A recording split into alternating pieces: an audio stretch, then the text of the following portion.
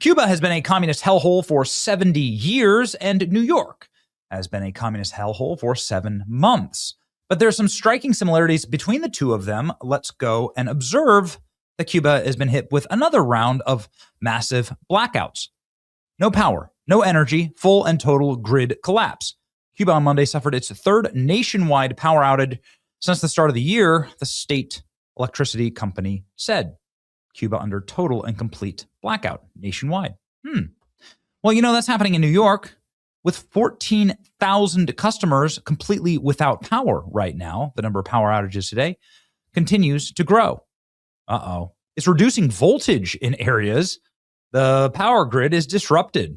Please find the nearest cooling center. If you're on life-sustaining equipment that needs power, you might want to call the hospital. Okay. Well, maybe there's something in common with New York City and the island of Cuba.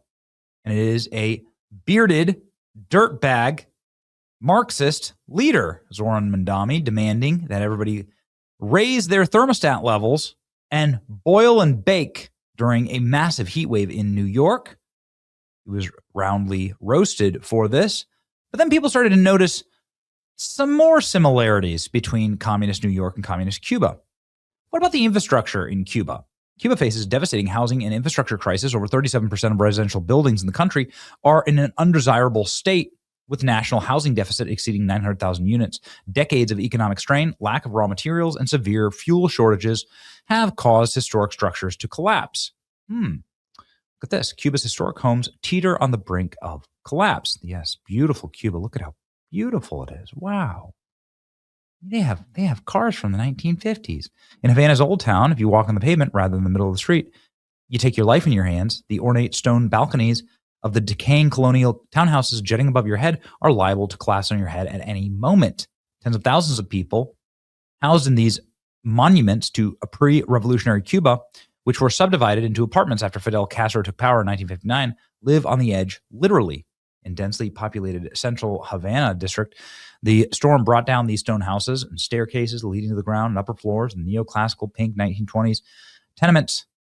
They're just in total and complete ruin. I mean, we went to Havana. The whole city is in collapse. And now there are skyscrapers collapsing in New York City. So I don't know. Maybe it's the communism. I don't know. I'm not sure, but let's go ahead and look. This is a big story from today. Critical beams break inside of New York City skyscraper, bending like cigarettes, according to one worker. This isn't good.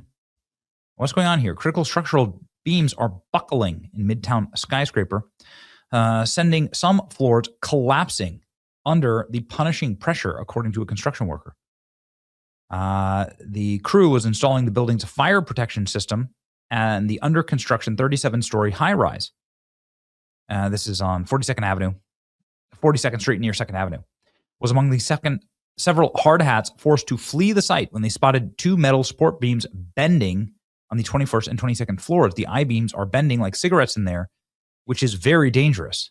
The troubled structure is the former home of FISA. Oh, okay.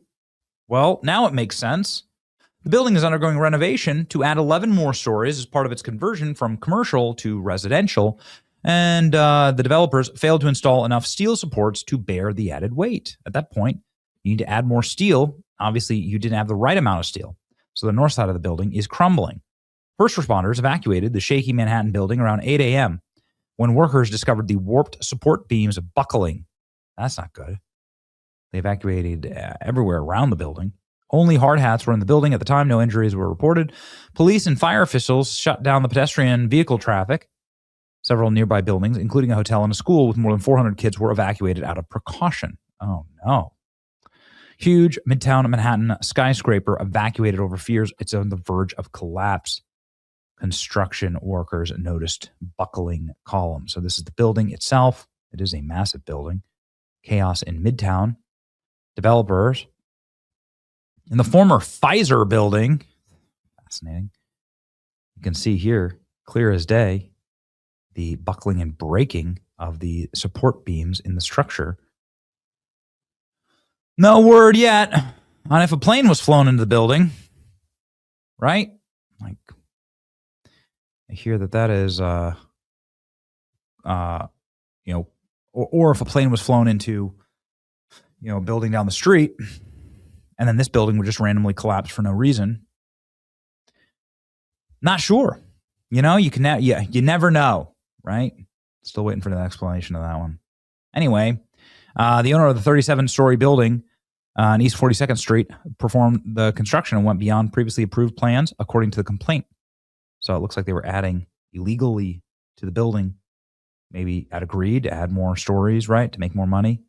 On East Side, where a 38-story building under construction, according to the FDNY, is apparently failing. Bricks have been seen falling off of it. Multiple columns have been seen buckling. They're reporting that floors are sagging between floors 21 and 26 of this building under construction. So they're keeping an eye on this. They're reporting that they've got 40 of their FDNY units on scene right now, with over 100 firefighters and EMS responding to this. This apparently used to be the old Pfizer building. Again, 38-story building under construction, bricks seen falling off of it, at least 2 columns seen buckling. Ugh, not good. Buckling beams in the high rise. Here's some footage from inside of the actual floor itself. Dude, that does not look great. I'm no structural engineer, but this seems like a really bad break. Midtown Manhattan high rise evacuated. Okay. Let's go ahead and listen to the pros. Walls were working on a project. The beams were bending. Concrete was falling.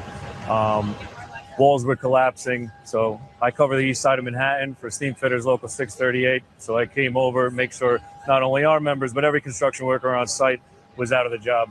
And outside and safe and everything.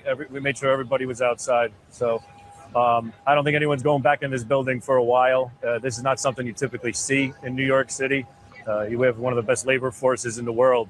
So to have a building have steel bending while it's under construction, to me, it's a lack of vetting your contractors. To me, it's a lack of not picking safety over profits.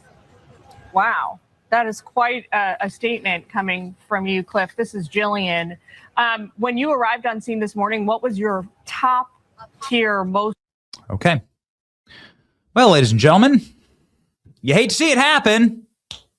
You hate to see it. Please save America's greatest city. Hearing some very interesting names may be running for mayor of New York. Let's hope it's not too far gone, and that everyone stays alive long enough to fix the city, right? Not something you could say about Cuba. Oof, too bad. Hopefully it doesn't have to get that bad. It's your boy Benny. Like, share, and subscribe. Save America's great city.